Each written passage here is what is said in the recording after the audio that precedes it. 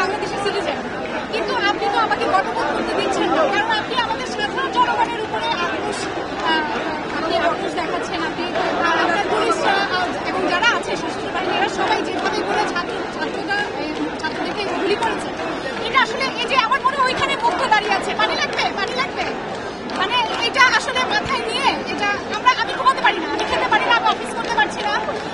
এটা আমার মনে হয় জনসাধারণের কেউই করতে পারছে না।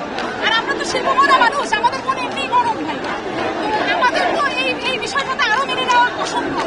আমার মনে হয় যে ওইখানে সাইড ভাই দাঁড়ায় আছে সবাই কিভাবে করে, হ্যাঁ, বুক কেটে দিয়ে। তো এদেরকে মারার কি দরকার ছিল? এরা তো নিরীহ মানুষ, একটা ডেমোক্রেটিক কান্ট্রিতে মানুষ আন্দোলন করবে, একটা প্রোটেস্ট উঠেছে, সেটা নিয়ে মানুষ কথা বলবে, বাক স্বাধীনতা সবার থাকবে, সেই রাইট সবার আছে। হ্যাঁ, আপনি এটাকে আইনিভাবে ঠিক করবেন, কিন্তু যেভাবে করে গুলি চালানো হয়েছে এটা আসলে আমরা মেনে নিতে পারবো না। সেই জন্য আজকে সমস্ত সঙ্গীত শিল্পীরা, যারা লিরিসিস্ট আছেন, গীতিকার, যারা মিউজিক ডিরেক্টর, যারা সিঙ্গার্স আছেন, সবাই এখানে আছেন।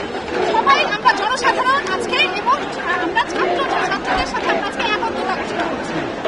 আমি একটা গান লিখেছিলাম, গানটার কথা হচ্ছে তোমার সাথে যায় না। এই গানটা গেয়েছিল হচ্ছে উপমহাদেশের বিখ্যাত শিল্পী নচিকেতা, আমার লেখা শুরু করা গান নচিকেতা চক্রবর্তী। গানটার কথা ছিল এমন: তোমরা মানুষ হয়ে কত মারছো মানুষ, ভক্তে রাঙিয়েছো হাত, মানুষের মধ্যে তুমি প্রচুর খোনা স্বার্থ লাগলে আঘাত। সহিংসতার এই পৃথিবীর বুকে আজ শিশুরাও নিস্তার পায় না, যায় না, এ তোমার সাথে যায় না। যদি নিজেকে মানুষ ভাবো তবে লোকটা সামনে রাখো, কেন আজ হয়ে আছো হয় না।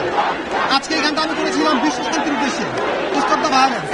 আজকে এই ভায়োলেন্স আমার দেশে, এবং আমি দেখছি যে আমার এই গানটা আজকে এই দেশের জন্য প্রযোজ্য। আমি এখন বলছি যে আমরা ছাত্রদের সাথে দাঁড়িয়েছি, ছাত্রদের দাবি পূর্ণ হোক, ছাত্রদের বুকে আর কোনো গুলি যাতে একটাও না চলে, আর একটাও গুলি যাতে না চলে, সেই উদ্দেশ্যে আজকে আমাদের সমস্ত শিল্পীদের আজকে পথে নামা।